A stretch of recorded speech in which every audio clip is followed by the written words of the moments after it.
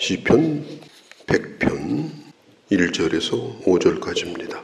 시편 100편은 특별히 부름의 시로 많이 읽혀지는 시편입니다. 이 예배 부름이라는 게 뭐냐면 예배 인도자가 온 성도들을 예배로 초청하는 그 부름의 초청시로 시편 100편을 자주 낭독을 합니다. 이건 기독교인뿐 아니라 유대인들이 회당에서 모일 때도 이 시편 100편을 자주 부르게 됩니다. 100편에 보면은 7번의 동사가 등장합니다. 찬송하라, 섬기라, 나오라, 또 알라, 또 들어가라, 감사하라, 그리고 마지막에 송축하라. 초청하는 거예요. 예배를 드리는 예배자는 이 감격이 있어야 됩니다. 내가 하나님 앞에 초대를 받았구나. 참 영광스러운 자리에 오늘 내가 섰구나.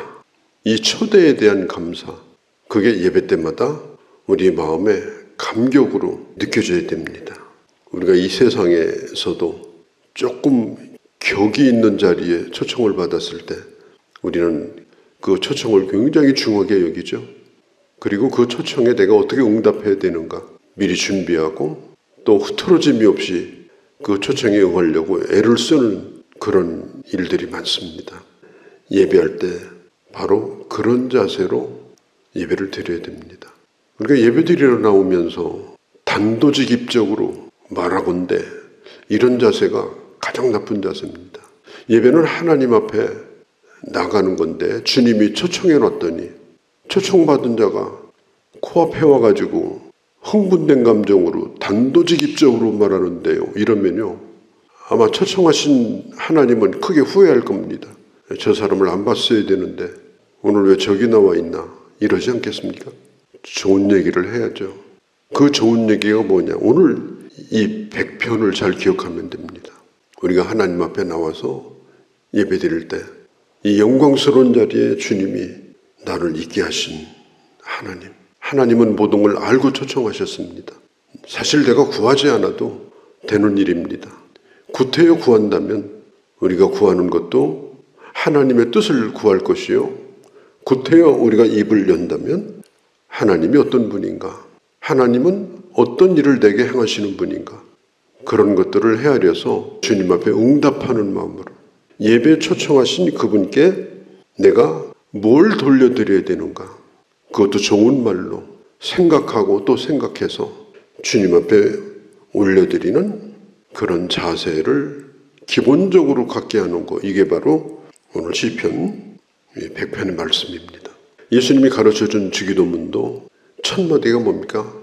하늘에 계신 우리 아버지여, 이름이 거룩히 여김을 받으시오며.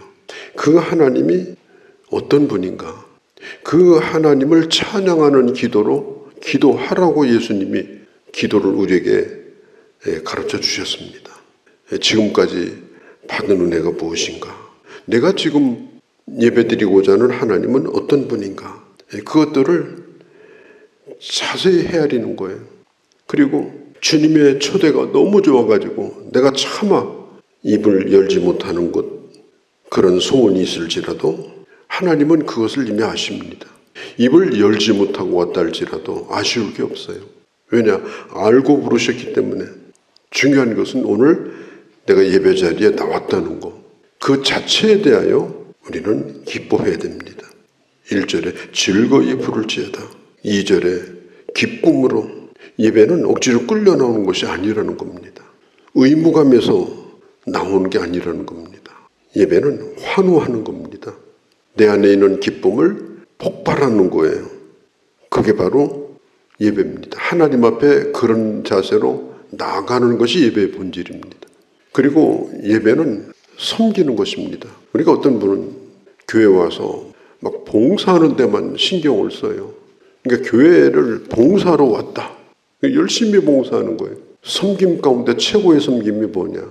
이 아바드라고 하는 이 말은 바로 예배입니다. 내가 아무리 교회 와서 많은 것을 섬겼어도 예배를 섣불리 드리고 돌아갔다, 그냥 껍데기 예배만 드리고 간 거예요. 예배는 하나님을 향한 서비스죠. 하나님을 섬기는 겁니다. 기쁨으로 여호와를 섬기는 것이 예배입니다. 기쁜 일 없을 때는 어떻게 하면 좋을까요? 사실 사람이 기쁜 일이 많지 않습니다. 기쁜 일보다는 힘든 일이 참 많습니다. 사람이 나이를 먹으면 아픈 데가 참 많아요. 그런데 문제는 뭐냐? 얘기할 대상이 없어요. 그러니까 오랜만에 누구를 만나면 어쩔 수 없이 아픈 얘기를 합니다. 난 여기도 아프고 저기도 아프고. 그러면 상대방이 어떻게 생각할까요?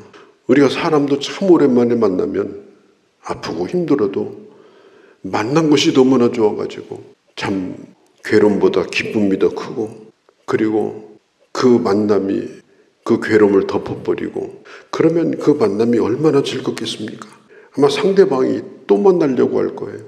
근데 만나자마자 내 속에 있는 괴로운 조건이 뭔가, 오늘 보따리 풀러야지, 그렇게 하면요, 다음부터는 만나는 거 싫어합니다. 우리가 하나님 앞에 예배드리는 것도 똑같습니다. 주님 앞에 나가는 것 자체가 너무나 감사해서 언제나 환경을 뛰어넘는 기쁨으로 나가는 것, 그게 바로 예배여야 한다. 그 순간 모든 걸 다 잊어버리고 너무나 행복하고 너무나 기대에 부푼 마음을 가지고 나가는 것이, 이게 바로 예배다 하는 겁니다. 3절은 여호와가 우리 하나님이신 줄을 너희는 알지어다. 우리가 주님 앞에 예배를 드릴 때 동일한 고백을 요구합니다. 그래서 우리가 주일날 나와서 사도신경을 외우는 거예요. 어떤 사람은 사도신경이 역사적으로 어떠냐, 이게 교리적으로 맞느냐, 이건 천주교에서 하는 거다, 별별 얘기를 하고 무슨 신학적인 토를 달고, 사도신경에 틀린 얘기가 없어요. 그리고 전통적으로 기독교가 하나님이 어떤 분인가를 고백으로 만든 게 사도신경입니다. 그러니까 예배 때에 이 사도신경을 암송하는 것은 대단히 성경적이에요. 왜냐? 예배 초대받은 자는 오늘 성경에 있는 대로 하나님이 어떤 분인가를 선포하는 것이, 이게 예배 시작이 되어야 합니다. 그래서 우리는 이 사도신경을 그냥 외우는 것이 아니라 우리의 신앙을, 우리가 믿는 하나님을 고백하는 것입니다. 그것도 어떻게? 큰 목소리로 그렇게 고백하면서 하나님 앞에 나가는 거예요. 그리고 여기까지 오게 된 것에 대한 감사합니다. 하나님이 나를 길러주지 않았다면, 인도해 주시지 않았다면 내가 어떻게 여기에 와 있겠습니까? 하나님의 공급하심이 없었다면 내가 굶주려서 어떻게 살았겠습니까? 양이라는 게 목자가 하루만 굶겨도 먹을 길이 없어요. 목자가 하루만 인도 안 해줘도 위험해서 살 수가 없어요. 주님은 나를 여기까지 인도하신 분입니다.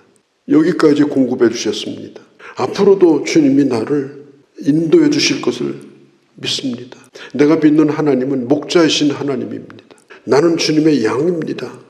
그런 감격, 하나님의 인도와 보호에 대한 고백하는 고백이 예배에 있어야 하는 것입니다. 로마서 9장 20절에 보면요, 이런 말을 해요. 이 사람아, 어떻게 내가 감히 하나님을 힐문하느뇨? 힐문한다는 것이 뭐냐면, 하나님 이럴 수가 있습니까? 이러면 되겠습니까? 이게 힐문하는 거예요. 갑자기 만나는데 나한테 이럴 수 있냐고. 그러면 로마서 9장은 이해되지 않는 것에 대한 태도가 어때야 되는가, 그걸 바울이 말하고 있거든요. 우리가 살다 보면 하나님 하시는 일이 이해가 안 될 때가 있어요. 그럴 때 따지지 말라, 감사해라. 하나님 하시는 일은 틀림없으니까, 후회함이 없으니까 그냥 감사해라. 오늘도 마찬가지 아닙니까?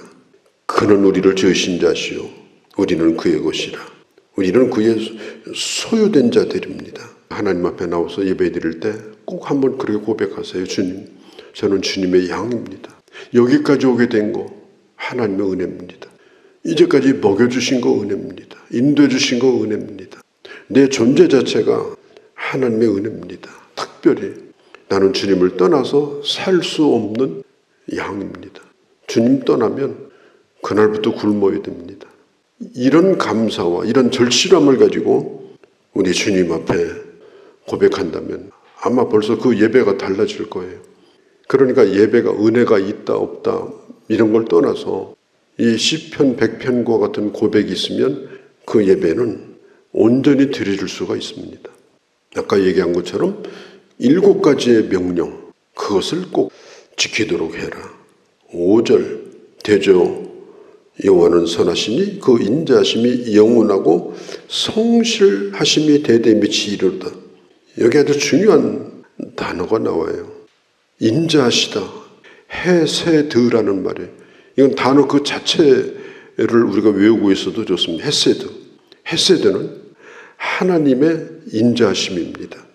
또 한 가지는 뭐냐면 에무나라는 말입니다. 이 에무나도 외워둘 필요가 있어요. 성실하다는 거예요. 하나님의 인자하심과 하나님의 성실하심은 하나님의 언약적 성품입니다. 이 언약적 성품이라는 게 뭐냐면 하나님이 나와 언약을 맺으셨어요. 그런데 상대방이 그걸 지킬 수 있는지 없는지 내가 믿음이 안 가요.